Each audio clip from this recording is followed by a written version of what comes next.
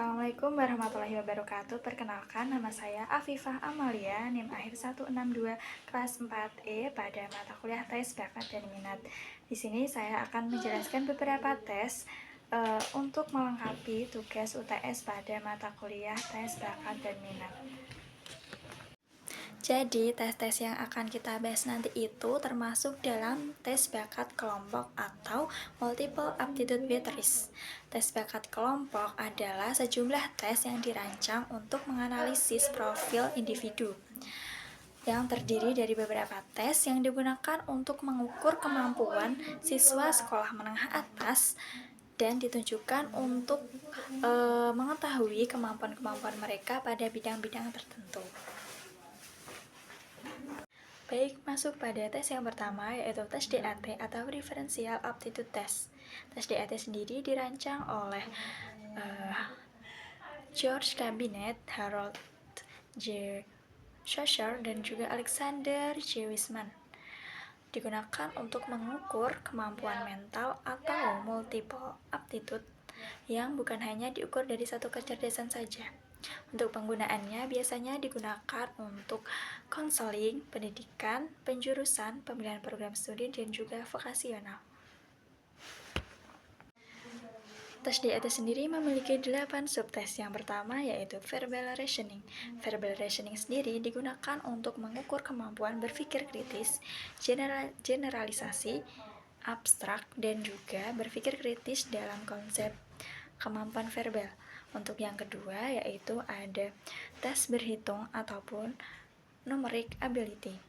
Tes berhitung sendiri ini digunakan untuk mengukur kemampuan yang berhubungan dengan angka seperti penguasaan angka ataupun masalah yang berhubungan dengan angka.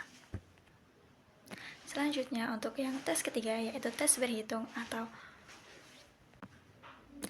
untuk yang tes ketiga yaitu tes penalaran atau abstract reasoning.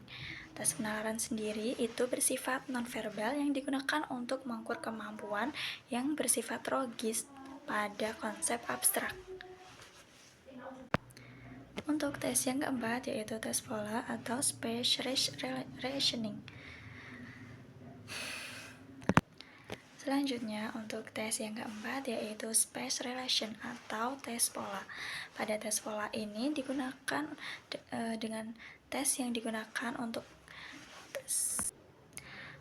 tes yang keempat yaitu tes pola atau space relation. Tes pola sendiri digunakan untuk mengukur seberapa jauh kemampuan kita terhadap objek yang konkret yang digunakan dengan proses penglihatan pada 2 dimensi ataupun 3 dimensi.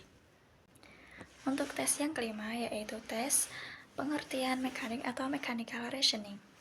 Tes pengertian mekanik sendiri digunakan untuk mengukur sejauh mana kemampuan kita pada alat-alat mekanik dan juga sejauh mana kita mengetahui bagaimana cara menggunakan alat-alat yang berhubungan dengan mekanik. Selanjutnya yaitu tes cepat dan tepat. Tes cepat dan tepat ini digunakan untuk mengukur bagaimana kemampuan seseorang untuk membandingkan dan meneliti pada konsep daftar yang tertulis secara cepat dan tepat, dan juga bagaimana respon subjek terhadap tugas-tugas dan pekerjaan yang dinilai dari kecepatan dan ketepatannya.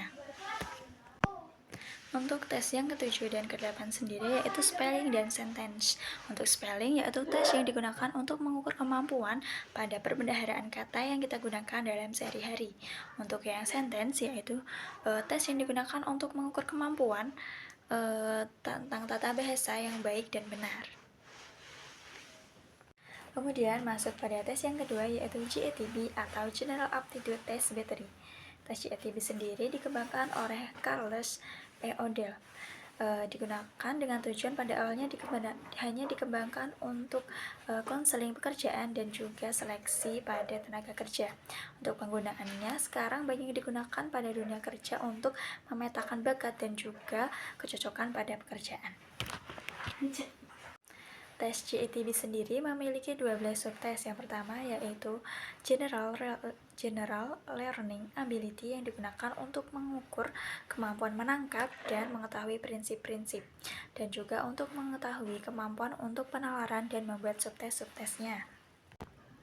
Untuk tes yang kedua yaitu Verbal Aptitude yang digunakan untuk mengukur kemampuan mengerti arti dari beberapa kata dan juga mempergunakannya dengan efektif.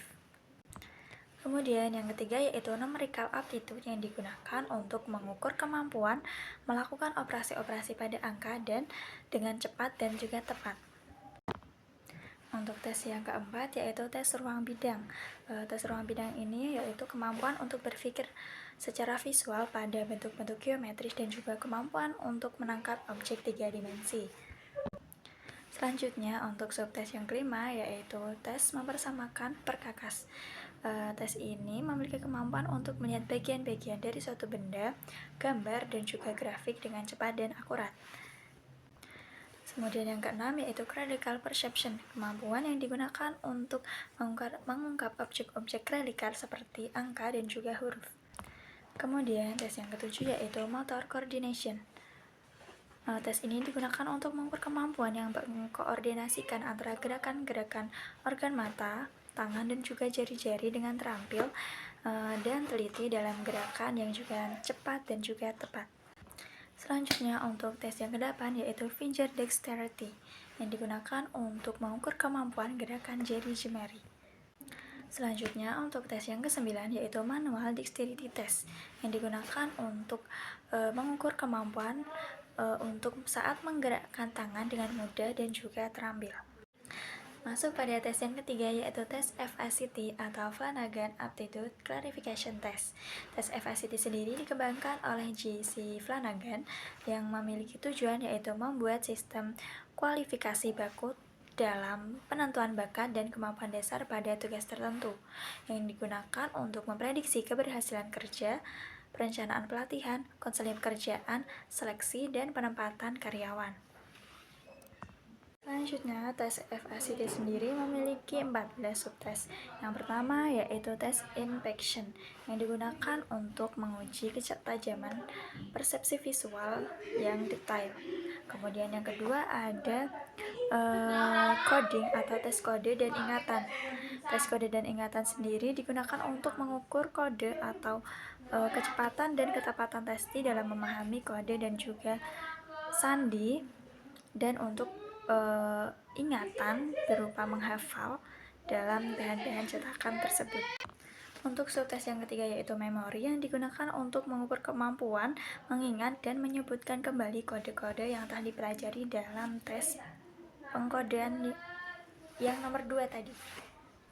Untuk tes yang keempat, subtes yang keempat yaitu precision yang digunakan untuk mengukur kecepatan dan keakuratan dalam gerakan-gerakan jari seperti melingkar dengan satu tangan ataupun dua tangan.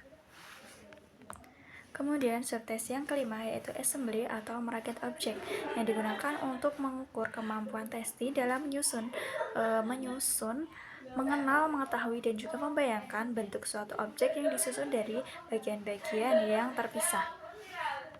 Kemudian untuk subtes yang keenam yaitu scales atau tes skala dan juga grafik. Tes ini digunakan untuk mengukur bagaimana kemampuan testi pada mengetahui saat testi membaca skala, grafik, dan juga peta dengan cepat dan juga tepat. Kemudian untuk tes yang ketujuh yaitu coordination yang digunakan untuk mengukur kemampuan mengkoordinasikan gerakan tangan dan juga lengan. Untuk tes yang ke-8 yaitu Judgment and Comprehension. Tes ini digunakan untuk mengukur kemampuan testi saat membaca dan memahami suatu situasi, khususnya saat melihat alasan logis tentang situasi yang ada dan juga kemampuan mengambil keputusan berdasarkan makna yang ditangkap testi pada situasi-situasi praktis. Kemudian subtes yang ke-9 yaitu arithmetic yang digunakan untuk mengukur kemampuan testi saat testi tersebut berhitung dengan 4 metode yaitu penjumlahan, pembagian, pertambahan, dan juga pengurangan. Kemudian tes yang ke-10 yaitu patterns atau tes mengutip. Tes ini digunakan untuk mengukur kemampuan testi dalam memproduksi outline pola-pola sederhana secara akurat. Untuk subtes yang ke-11 yaitu components atau tes komponen. Tes ini digunakan untuk mengukur kemampuan testi mengenai mengidentifikasi komponen-komponen yang dianggap penting. Selanjutnya, subtes yang ke-12 yaitu tables atau tes table digunakan untuk mengukur kemampuan testi saat membaca tabel, terutama pada tabel yang isinya dua macam. Kemudian untuk subtes yang ke-12 yaitu mekanik. Tes ini digunakan untuk mengetahui kemampuan testi dalam kemampuan prinsip-prinsip mekanik dan juga kemampuan menganalisis gerakan-gerakan mekanika. Kemudian untuk subtes yang terakhir yang ke-14 yaitu expression atau tes ungkapan. Tes ini digunakan untuk mengetahui isi perasaan dari testi dan pengetahuan tentang bahasa yang dimiliki oleh testi tersebut.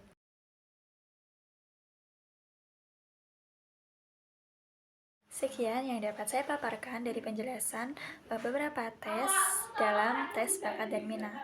Kurang lebihnya saya mohon maaf. Terima kasih dan wassalamualaikum warahmatullahi wabarakatuh. See you.